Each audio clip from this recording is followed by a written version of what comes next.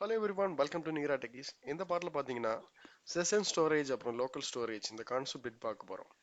So இந்த ரெண்டுக்கு என்ன டிஃப்ரெண்ட், எந்தெந்த சுச்சுவேஷனில் நம்ம session storage யூஸ் பண்ணோம், local storage யூஸ் பண்ணோம், ஸோ இதுதான் நம்ம டீட்டெயிலாக பார்க்க போகிறோம்.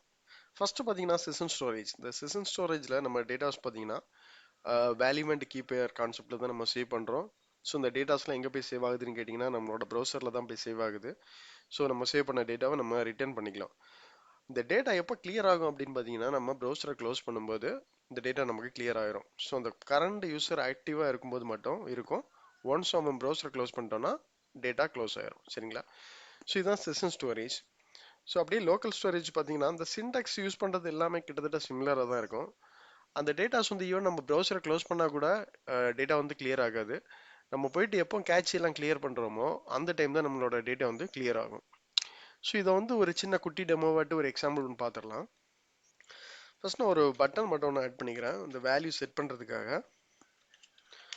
ஸோ ஆட் டேட்டா அப்படிங்கிற மாதிரி நான் கொடுத்துட்றேன். ஸோ இங்கே போயிட்டு ஒரு ஈவெண்ட் எழுதிடலாம். Event click.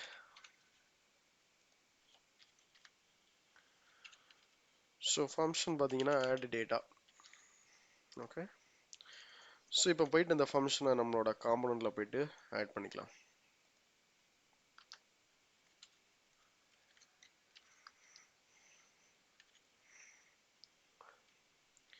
ஃபர்ஸ்ட் நான் யூஸ் பண்ண போகிறது செஷன் ஸ்டோரேஜ் தான். செஷன் ஸ்டோரேஜில் டேட்டாஸ் ஆட் பண்ணுறதுக்கு இந்த மாதிரி செட் ஐட்டம் வந்து யூஸ் பண்ணுவோம்.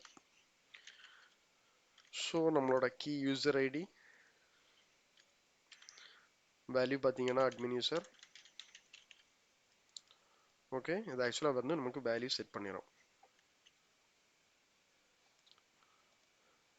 இப்போ ப்ரௌசருக்கு போகலாம்.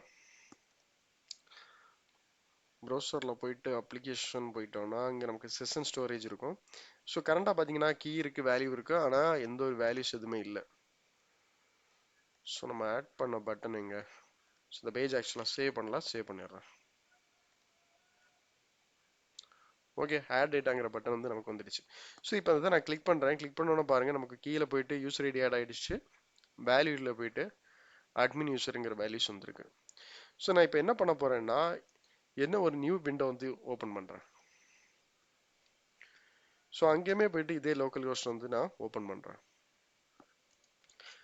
இப்போ போயிட்டு இங்கே இன்ஸ்பெக்ட் எலமெண்ட் கொடுத்துட்டு அப்ளிகேஷனில் போயிட்டு நான் செஷனில் பார்த்தீங்கன்னா எதுவுமே இருக்காது.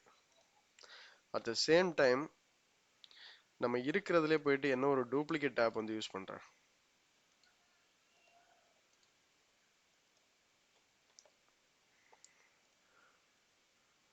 இப்போ பார்த்தீங்கன்னா இங்கே வந்து டேட்டாஸ் வந்து இருக்கும். ஸோ அதாவது என்னன்னா ஒரு நம்ம நியூ விண்டோ ஈவன் கரண்ட் ப்ரௌசரை நம்ம க்ளோஸ் பண்ணிட்டு திருப்பி ஓப்பன் பண்ணாலே இந்த செஷன் ஸ்டோரேஜ் டேட்டா வந்து கிளியர் ஆயிரும். ஸோ இது வந்து ஒரு கான்செப்ட். த சேம் வே பார்த்தீங்கன்னா நம்மளோட லோக்கல் ஸ்டோரேஜ் வந்து வெரிஃபை பண்ணிடலாம். ஸோ செஷன் ஸ்டோரேஜ் போட்ட இடத்துக்கு மட்டும் நான் லோக்கல் ஸ்டோரேஜ் வந்து சேஞ்ச் பண்ணிக்கிறேன். ஃபர்ஸ்ட் பார்த்தீங்கன்னா நம்மளோட நார்மல் விண்டோ. ஸோ இங்கே போயிட்டு நான் லோக்கல் ஸ்டோரேஜில் பார்த்தா இப்போ வேல்யூஸ் எதுவும் இருக்காது. இப்போ நான் ஆட் டேட்டா கிளிக் பண்ணிட்டேன்.